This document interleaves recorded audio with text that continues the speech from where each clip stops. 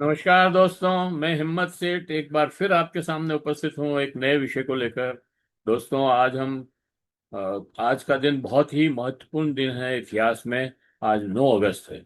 9 अगस्त 1942 को इस देश को आजाद कराने के लिए महात्मा गांधी ने आह्वान किया था, करो या मरो। नागरिकों को कहा था करो या मरो। अंग्रेजों को उन्होंने कहा, अंग्रेजों भारत छोड़ो। ये अंग्रेजों भारत छोड़ो जो नारा है, वो यूसुफ मेयर अली ने दिया था। यूसुफ मेयर अली उस समय बम्बई के मेयर थे और उन्होंने ये नारा सुझाया महात्मा गांधी को, और महात्मा गांधी को ये नारा बहुत पसंद आया। उन्होंने इसी नारे को अपना हथियार बनाया और फिर 9 अगस्त के आंदोलन में कूद। उस समय जो परिस्थितियां थी दोस्तों, वो आप सबको मालूम है कि देश गुलाम था और 1939 में सेकेंड वर्ल्ड वॉर शुरू हो गया था। तो सेकेंड वर्ल्ड वॉर के चलते उधर जापान, जर्मनी और का युद्ध, एक तरह से उनका युद्ध अंग्रेजों से और फ्रांस और उनसे चल रहा था, रूस से भी। उसी समय डॉक्टर राम मनोहर लोहिया, आचार्य नरेंद्र देव, जयप्रकाश नारायण, यूसुफ मेहर अली, ये सारे लोग मिलकर के गांधी जी के पास गए और गांधी जी को कहा कि ये सही समय है जब हम अंग्रेजों को के विरुद्ध आंदोलन करके अंग्रेजों को भगा सकते हैं। पहले महात्मा गांधी नहीं माने। उन्होंने कहा नहीं नहीं, अभी तो अंग्रेज फंसे हुए हैं, ऐसे समय में हमको नहीं करना चाहिए आंदोलन। लेकिन इन लोगों ने तर्क दिया कि जब लोहा गर्म हो तभी पीटना चाहिए गांधी जी, और अभी लोहा गर्म है, देश को आजाद कराने का ये सही समय है। तब उन्होंने 7 8 9 तारीख को, 9 अगस्त को एक कांग्रेस का अधिवेशन रखा बॉम्बे में, गवालिया टैंक मैदान पर। उस समय महात्मा गांधी ने जो बात कही, 8 तारीख को ही महात्मा गांधी ने ये अपने भाषण में साफ साफ कहा अंग्रेजों को, अंग्रेजों भारत छोड़ो। और फिर उन्होंने ये भी कहा कि ये अपने नागरिकों को, अपने कार्यकर्ताओं को संबोधित करते हुए ये कहा कि ये आंदोलन करो या मरो का नारा तो है, लेकिन इसमें किसी तरह की हिंसा नहीं होनी चाहिए और अहिंसक आंदोलन होना चाहिए।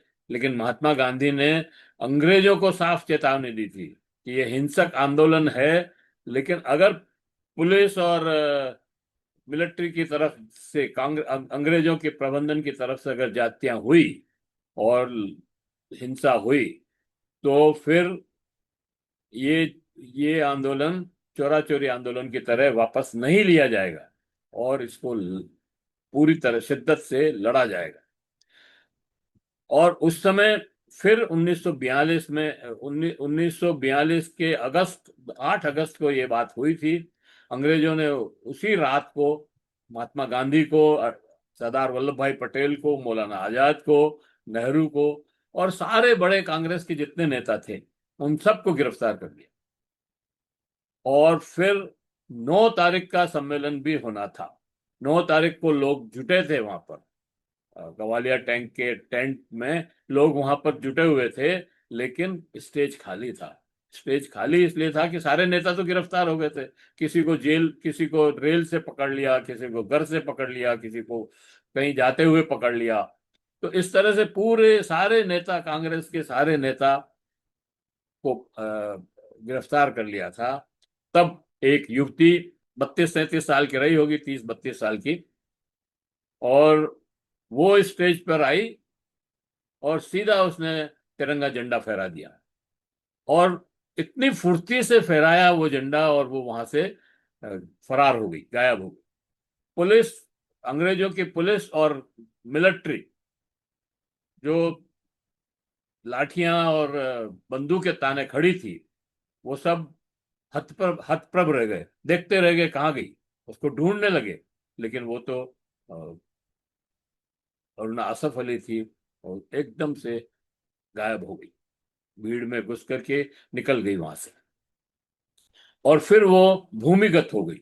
कितने साल भूमिगत रही, 1942 से 1946 तक 4 साल लगभग वो भूमिगत रही। उसने अपने को अंग्रेजों के सामने समर्पण नहीं किया। 4 साल वो चुपचाप बैठी भी नहीं रही, गुपचुप भी नहीं रही। उसने 4 साल में लगातार आंदोलन को आगे बढ़ाने का काम किया।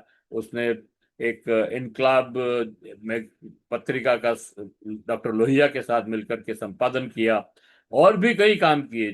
चिंगारी जैसे कई पेम्पलेट्स बांटती थी, लोगों में मिलती थी, बात करती थी, सोच, और उनको इस आंदोलन के प्रति सजग करती थी, उनको इस आंदोलन में भाग लेने के लिए प्रेरित करती थी। दोस्तों, उस समय समाजवादियों का उस 1942 के आंदोलन में एक बहुत ही महत्वपूर्ण रोल था, भूमिका थी। डॉक्टर लोहिया भी भूमिगत हो गए थे। उषा मेहता उस समय स्टूडेंट थी, 20 साल की लड़की, 22 साल की होगी ज्यादा से ज्यादा, लॉ कर रही थी। और उसको उसने कहा कि हम भी इस आंदोलन में जुड़ना चाहते हैं, लेकिन हमारे साथ प्रॉब्लम क्या है कि हम क्या करें, इस आंदोलन को कैसे आगे बढ़ाएं, कैसे उसमें सहयोग करें, ये हमारे समझ में नहीं आ रहा है। लेकिन फिर उन्होंने एक ऐसा अद्भुत काम किया कि जो बहुत बड़े बड़े लोग नहीं कर पाए, बड़े बड़े सेनानी नहीं कर पाए, गांधी जी ने भी नहीं सोचा।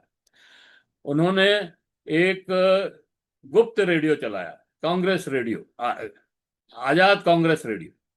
और उस पे उन्होंने डॉक्टर लोहिया से संपर्क किया। डॉक्टर लोहिया भूमिगत थे, उषा मेहता भी भूमिगत हो गई, और फिर एक जगह लेकर के उन्होंने वहां से, उनके कुछ साथी थे साथ में, उन्होंने मिलकर के उस रेडियो को चलाया।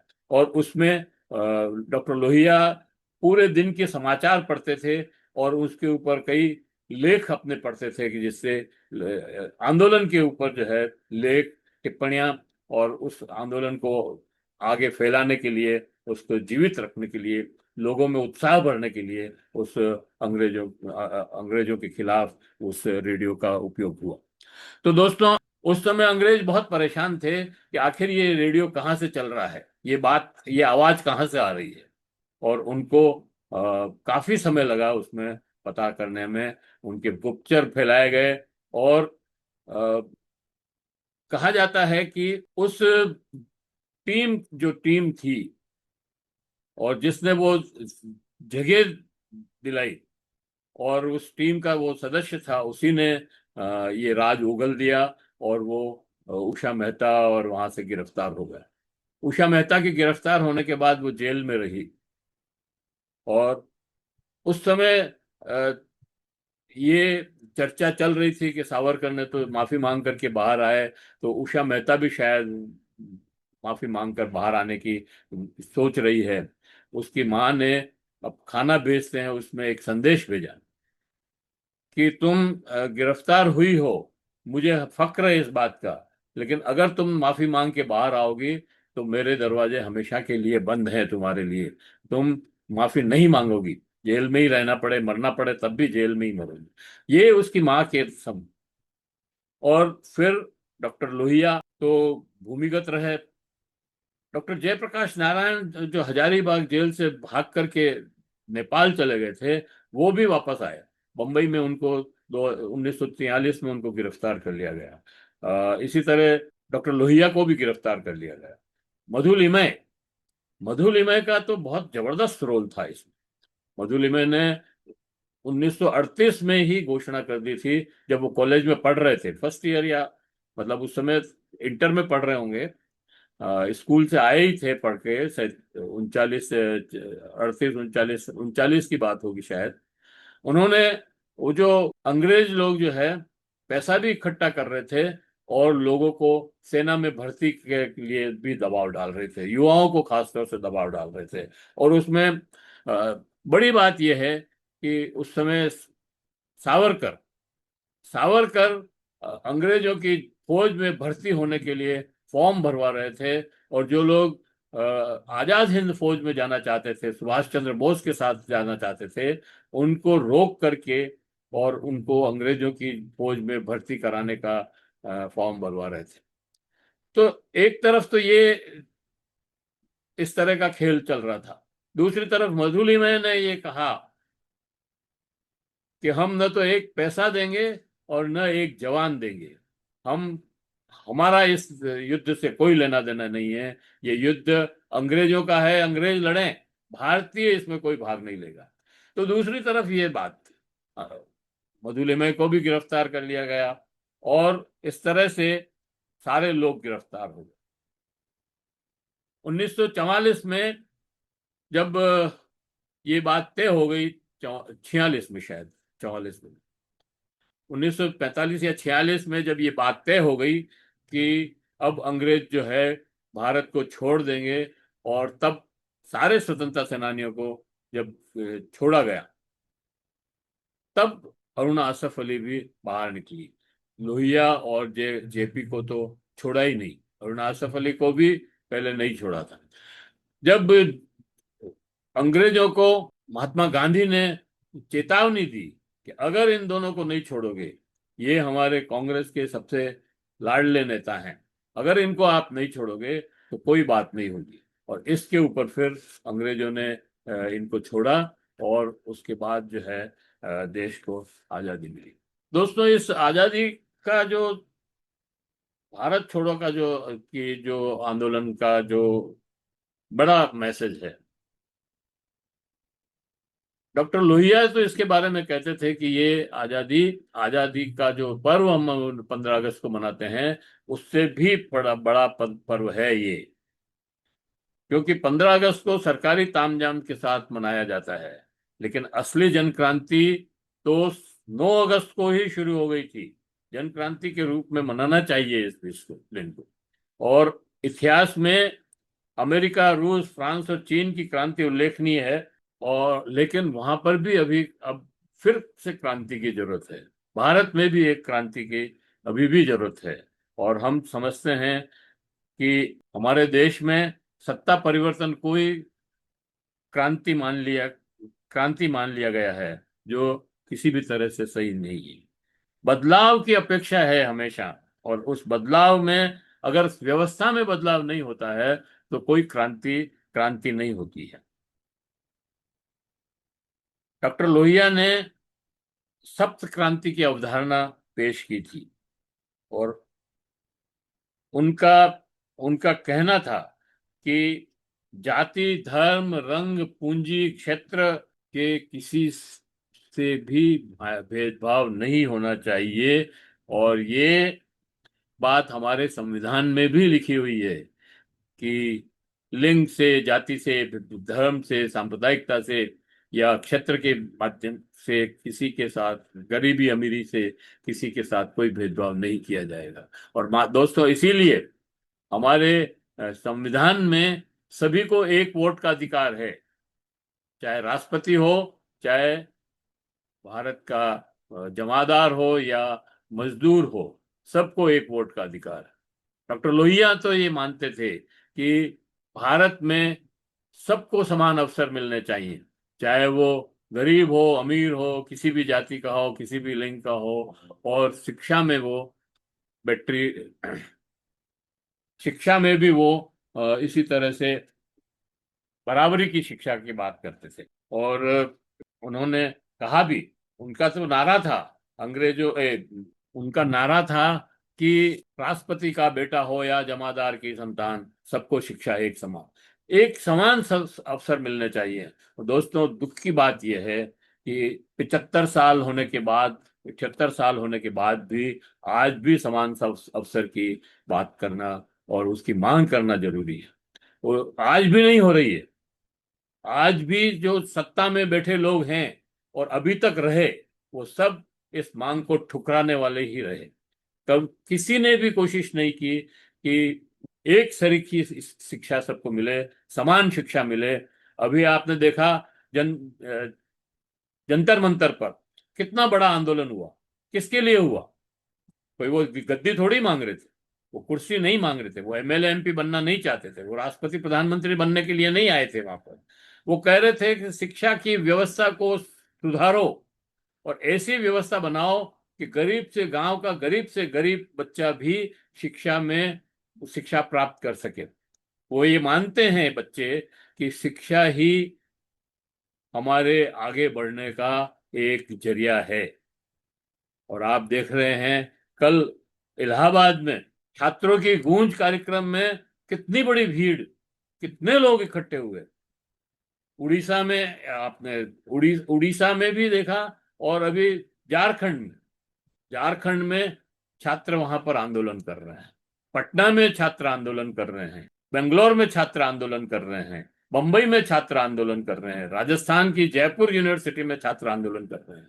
सबकी एक ही मांग है कि शिक्षा व्यवस्था में मौलिक सुधार की जरूरत है। केवल कानून कड़ा कर देने से या पेपर लीक्स को बंद कर देने से ही काम होने वाला नहीं है। शिक्षा में बहुत जबरदस्त सुधार चाहिए, और उसी के लिए ये सारे जैन जी हो या जैन अल्फा हो, कोई भी हो, सारे लोग इसी बात पे कर रहे हैं। छोटी छोटी बच्चियों ने 10-10, 12-12, 13-13 साल की बच्चियां जो स्कूल गोइंग बच्चियां हैं, उन्होंने भी हड़तालें की। अभी फतेहपुर स्कूल में यूपी के, उन्होंने स्कूल पर ताला लगा दिया और कहा ताला तभी तक खुले नहीं, तब तक नहीं खुलेगा। बाड़मेर और जालौर में भी ऐसा हुआ राजस्थान के, कि उन्होंने ताला लगा दिया और कहा कि ये ताला तब तक नहीं खुलेगा जब तक हमारे स्कूल में टीचर पूरे नहीं होंगे। हमें विषयवार इस टीचर नहीं आएंगे, तब तक हम इस ताले को नहीं खोलेंगे। हमारे यहाँ शौचालय साफ नहीं है, पानी नहीं है, सफाई की व्यवस्था नहीं है, कुर्सी बेंच और बैठने के लिए कुर्सियां और टेबल नहीं है। तो इन सारी छोटी छोटी बातों के लिए भी बच्चों को अगर स्कूल में हड़ताल करनी पड़े या स्कूल बंद करने पड़े, तो ये हमारे लिए शर्म की बात है। देश के कर्णधारों के लिए शर्म की बात है, उन नेताओं के लिए शर्म की बात है कि मुख्यमंत्री और प्रधानमंत्री और कई कुर्सियों पर बैठे हैं। एमएलए एमपीओं के लिए शर्म की बात है कि वो जनप्रतिनिधि तो बन रहे हैं, लेकिन बच्चों की इतनी छोटी छोटी मांगे भी पूरी नहीं कर पा रहे हैं।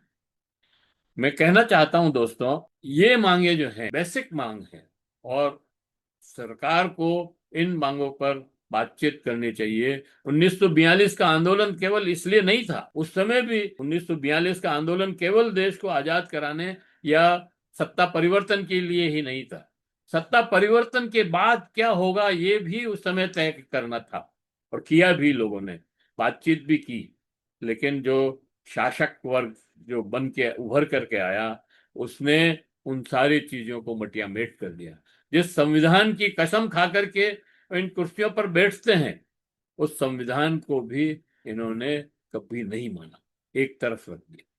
इसलिए आज का दिन स्वतंत्रता आंदोलन का दिन, 9 अगस्त का दिन केवल स्वतंत्रता आंदोलन का दिन नहीं है दोस्तों, ये पूरे भारत की समान अवसर देने की लड़ाई का भी दिन है।